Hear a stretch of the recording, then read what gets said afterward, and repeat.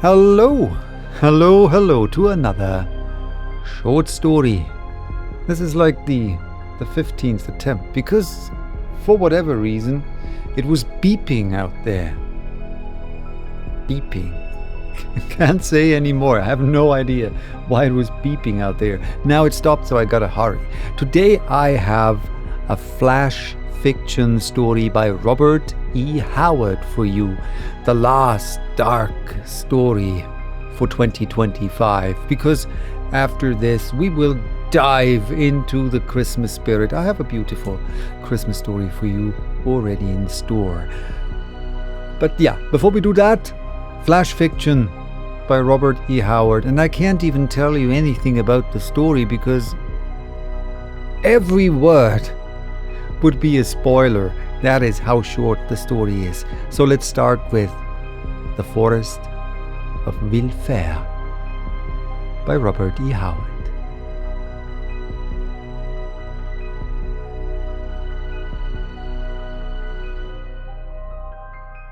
The sun had set.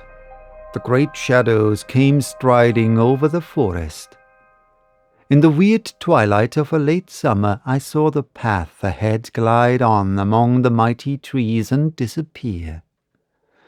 And I shuddered and glanced fearfully over my shoulder. Miles behind lay the nearest village, miles ahead the next. I looked to left and to right as I strode on, and anon I looked behind me. And anon I stopped short, grasping my rapier as a breaking twig betokened the going of some small beast. Or was it a beast? But the path led on, and I followed, because forsooth I had naught else to do. As I went, I bethought me, my own thoughts will rout me if I be not aware, what is there in this forest except perhaps the creature that roam it, deer and the like? Tush, the foolish legends of those villagers. And so I went, and the twilight faded into dusk.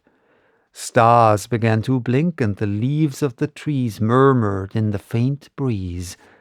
And then I stopped short, my sword leaping to my hand, for just ahead, around the curve of the path, someone was singing. The words I could not distinguish, but the accent was strange, almost barbaric. I stepped behind a great tree, and the cold sweat beaded my forehead. Then the singer came in sight, a tall, thin man vague in the twilight. I shrugged my shoulders. A man I did not fear. I sprang out, my point raised. "Stand!" He showed no surprise. "I pray thee handle thy blade with care, friend," he said. Somewhat ashamed, I lowered my sword. "I am new to this forest," I quoth apologetically. "I heard talk of bandits. I crave pardon. Where lies the road to Villefère?" "Corbleu, you've missed it," he answered. "You should have branched off to the right some distance back. I'm going there myself. If you may abide my company, I will direct you." I hesitated. Yet why should I hesitate? "Why, certainly, my name is Montour of Normandy." "And I am Carolus de Loup." "No," I started back. He looked at me in astonishment. "Pardon," said I. "The name is strange. Does not loup mean wolf?" "My family were always great hunters," he answered. He did not offer his hand. "You will pardon my staring," said I, as we walked down the path, "but I can hardly see your face in the dusk." I sensed that he was laughing, though he made no sound. "It is little to look upon," he answered. I stepped closer and then leaped away, my hair bristling. "A mask!" I exclaimed. "Why do you wear a mask, monsieur?" "It is a vow," he exclaimed. In fleeing a pack of hounds, I vowed that if I escaped I would wear a mask for a certain time. Hounds, monsieur? Wolves, he answered quickly. I said wolves. We walked in silence for a while, and then my companion said, I'm surprised that you walk these woods by night. Few people come these ways even in the day. I am in haste to reach the border, I answered. A treaty has been signed with the English, and the Duke of Burgundy should know of it. The people at the village sought to dissuade me. They spoke of a wolf that was purported to roam these woods.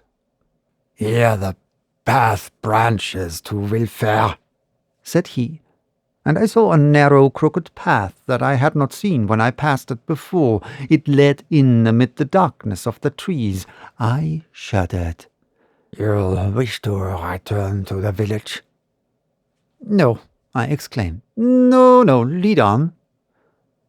So narrow was the path that we walked single file, he leading. I looked well at him. He was taller, much taller than I, and thin, wiry. He was dressed in a costume that smacked of Spain. A long rapier swung at his hip. He walked with long, easy strides, noiselessly. Then he began to talk of travel and adventure. He spoke of many lands and seas he had seen, and many strange things. So we talked and went farther and farther into the forest. I presumed that he was French, and yet he had a very strange accent that was neither French nor Spanish nor English, not like any language I had ever heard. Some words he slurred strangely, and some he could not pronounce at all. This path is often used, is it? I asked. Not by many, he answered, and laughed silently. I shuddered. It was very dark, and the leaves whispered together among the branches. A fiend haunts this forest, I said. So the peasants say, he answered, but I have roamed it often, have never seen his face. Then he began to speak of strange creatures of darkness, and the moon rose and shadows glided among the trees. He looked up at the moon. Haste, said he. We must reach our destination before the moon reaches her zenith. We hurried along the trail. They say, said I, that a werewolf haunts these woodlands. It might be, said he, and we argued much upon the subject. The old women say, said he, that if a werewolf is slain while a wolf, then he is slain. But if he is slain as a man, then his half-soul will haunt his slayer forever. But haste thee, the moon nears her zenith. We came into a small moonlit glade, and the stranger stopped. Let us pause a while, said he. Nay, let us be gone, I urged. I like not this place. He laughed without sound. Why, said he, this is a fair glade, as good as a banquet hall it is, and many times have I feasted here. Look ye, I will show you a dance. And he began bounding here and there, anon flinging back his head and laughing silently. Thought I, the man is mad. As he danced his weird dance, I looked about me. The trail went not on, but stopped in the glade. Come, said I, we must go. Do you not smell the rank, hairy scent that hovers about the glade. Wolves, then, here? Perhaps they are about us, and are gliding upon us even now." He dropped upon all fours, bounded higher than my head, and came toward me with a strange, slinking motion. "That dance is called the Dance of the Wolf," said he, and my hair bristled.